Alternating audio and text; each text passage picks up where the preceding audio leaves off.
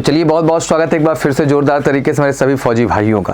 फौजी भाइयों की जब मैं बात करता हूं तो पीसीएसएल एंट्री के विषय में तो आप अक्सर सुनते हैं, जिसे हम बेसिकली अगर पूरी तरह से नॉमिनेट कहा जाता है permanent commission in special list. That mean ये परमानेंट कमीशन स्पेशल लिस्ट की एक स्पेशल वैकेंसी है जो हमारे फौजी भाइयों को अपॉर्चुनिटी देती है कमीशन कैटेगरी में जाने के लिए अप टू 40 ईयर्स तक, 40 साल तक की उम्र तक।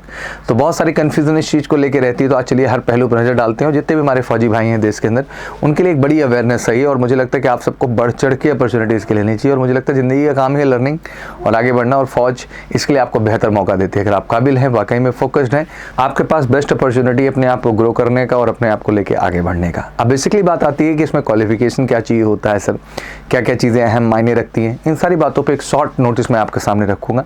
फॉर्म कब से अप्लाई होगा, क्या क्या प्रोसीडिंग है, इन सारे बातों को लेकर डिस्कस करेंगे। तो चलिए शुरू करते हैं। और एग्जैक्टली इसमें कोई रिटन एग्जाम नहीं है, आपका एसएसबी ही होता है। और मैं जानता हूँ आप सब वर्किंग हैं, तो उसके लिए बहुत घबराने की आवश्यकता नहीं है। हमारे पास ऑनलाइन एमकेसी लर्निंग ऐप है जिससे जुड़ करके आप बेस्ट ऑनलाइन एसएसबी की प्रिपरेशन कर सकते हैं। हमारे साथ बेस्ट एसएसआर हैं, ट्रेनर्स हैं जो बहुत ही फोकस तरीके से आपको तैयार करेंगे और एग्जैक्टली आपको रेकमेंड कराएंगे जैसा कि आप चाहते हैं। तो चलिए शुरू करते हैं।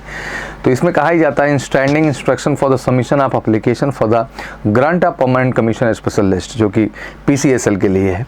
एंड एप्लीकेशन बेसिकली अभी से ही आप अप्लाई कर सकते हैं, इसमें कोई दिक्कत की बात नहीं है। आप अपने जो यूनिट में हैं, आप अपने क्लर्क वाले जो हैं या रिकॉर्ड ऑफिस में जाके जो भी वहाँ अथॉरिटी पर्सन बैठा है उसको आप अपनी ये डिटेल और एप्लीकेशन लेके सबमिशन आप कर सकते हैं। राइट्स आपको अभी से ही सबमिशन का है, आगे फिर बढ़ाना उनकी जिम्मेदारी होती है।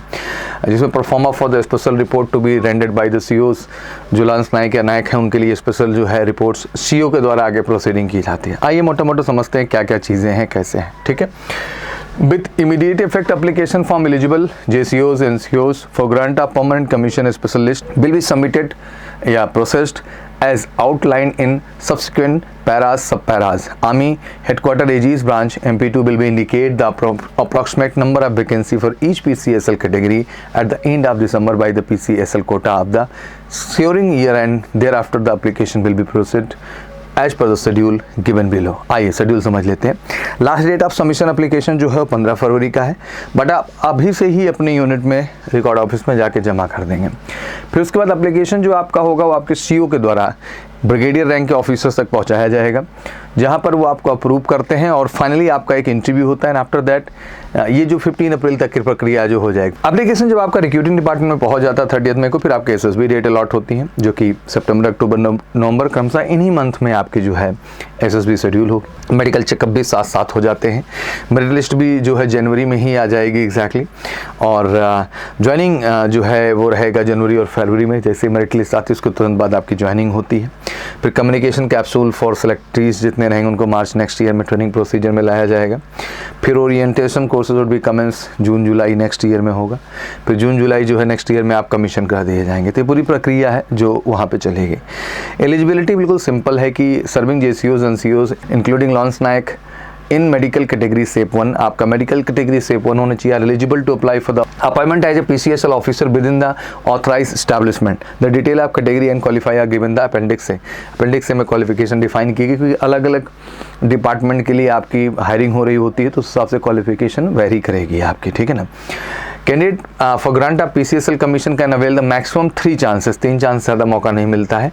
तो आप शुरू करिए तो ध्यान देके। Candidate must be above 40 years of age except in the case candidate must not be above 40 years, मतलब 40 ज़्यादा एज नहीं होनी चाहिए। But in case of inspectors of army bands who must not be over 45, but army band में जो specially है उनके पास 45 years तक का अपॉर्चुनिटी हो जाता है। 1 July of the year of which application are submitted, 1 जुलाई से कैलकुलेट किया जाता है। फिर एसीआर को लेके भी काफ़ी डिटेलें हैं। The following criteria will be add to that. The candidate should have been recommended by the superior authority in the recommendation for the commission column of the ACR. The non-initiated dispensed with the set aside ACR should not be counted. ये कुछ positive recommendation होना चाहिए, negative नहीं होना चाहिए। तो ये basic चीज़ें हैं जो आपको यहाँ पे जानना ज़रूरी है। इसको पढ़ लीजिएगा डिटेल। वीडियो तो रहेगा ही, स्क्रीनशॉट आराम से लेके इसको धीरे धीरे आप पढ़ लीजिएगा। ठीक है। बाकी डिसिप्लिन फैक्टर को लेके बहुत सारी चीज़ें हैं, क्या क्या है। ड्रॉप परफॉर्मेंस नहीं होनी चाहिए, आप रेडिंग जो है होल्डर नहीं होने चाहिए, एंड बहुत सारी चीज़ें हैं जो कि आपको इसमें जानना समझना ज़रूरी भी हो जाती है। ठीक है। फिर आगे बढ़ते हैं, इसमें कुछ और टेक्निकल पॉइंट्स हैं जिनको हम समझने की कोशिश करेंगे। जैसे कि हम लोगों ने डिस्कस करी eligibility criteria for the specialist जो है, जैसे कि रिकॉर्ड ऑफिसर जो बनेंगे उनकी क्वालिफिकेशन में उन्होंने मांगा है कि क्लास 11 CBSE पैटर्न और इक्विवेलेंट होना चाहिए एंड डिज़ायरेबल यही ग्रेजुएट एंड 10+2 अगर आप हैं तो दैट्स नॉट इशू, आप बिल्कुल इसके लिए अप्लाई कर सकते हैं। अदर रिक्रूटमेंट्स में जो है और भी चीज़ें हैं, जैसे टेक्निकल इक्विपमेंट ऑफिसर जो जाएंगे आर्टरी में, या टेक्निकल इक्विपमेंट ऑफिसर्स जो AED में जो जाते हैं, इनमें भी लाजमी सी बात है कि minimum 10 year of service on the 1 July of the year in the which the applicants are invited. इसमें जो है 10 साल की सर्विस को इन्होंने मैंडेटरी कर रखा है। इंजीनियर में क्वालिफिकेशन जो इन्होंने रखा है कि 5 year of store keeper in the engineering regiments and military engineering services or minor units, ये होना चाहिए। ट्रेड में store keeping technician, store clerk, store keeper, this. Administrative officers में minimum 5 year of services in the MES और trade जो है clerk GD category की होनी चाहिए। तो ऐसे ऐसे क्वालिफिकेशन को लेके बहुत सारी ब्रांचेज अलग अलग हैं जिनके लिए अलग अलग तरह के क्वालिफिकेशन है। बहरहाल मेन तो इसमें मेजर यही होता है कि भाई 10th 12th आपने किया हुआ है तो कोई इशू नहीं है। उसके बाद आपका स्पेशलाइजेशन तो किसी न किसी में होगा, वो आप देख के चुन भी सकते हैं कि आखिर किस सेगमेंट में आप बेसिकली अप्लाई करना चाहते हैं, किस सेगमेंट में आप जाना चाहते हैं, आपका बाई चॉइस होगा ओवरऑल। तो ये बेसिकली चीज़ें थी जो आपको क्वालिफिकेशन के दृष्टिकोण से हमें बतानी थी।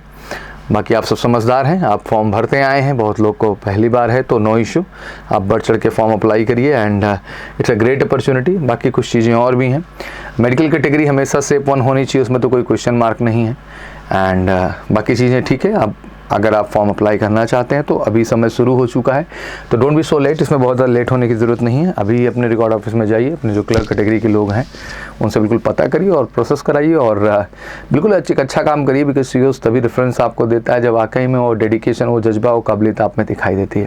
तो ये अपडेट थी जो मुझे आप सबको देनी थी, आशा करता हूँ चीज़ें पसंद आई होंगी। इसके बावजूद भी कोई क्वेरीज़ है तो सभी लोग कमेंट सेक्शन में जरूर मेंशन करिए और SSB की तैयारी को लेकर बिल्कुल चिंता ना करें, क्योंकि ऑनलाइन प्लेटफॉर्म पे बेस्ट गाइडेंस हम आपको दे रहे हैं MKC लर्निंग ऐप पे, तो फिर टेंशन किस बात का लेना है, आइए लगिए और हमारे साथ मेहनत करिए। Thank you so much, wish you good luck, जय हिंद, जय भारत।